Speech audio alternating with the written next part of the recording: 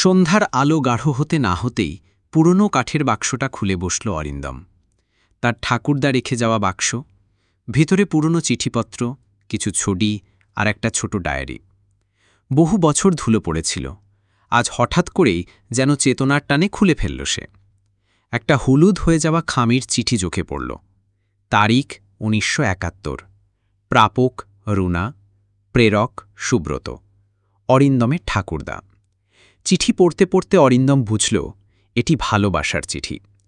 ঠাকুরদা লিখেছিলেন, রুনা, যুদ্ধের ডাকে যাচ্ছি, ফিরে আসতে পারব কিনা জানি না, তবুও জানি তোমাকে ভালোবাসি শেষ নিঃশ্বাস পর্যন্ত।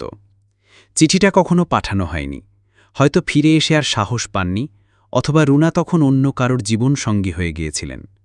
অরিন্দম ভাবল, যদি রুনা এখনও বেঁচে থাকেন, চিঠিটা যদি তিনি পান। ইন্টারনেটে খোঁজ শুরু করল সে।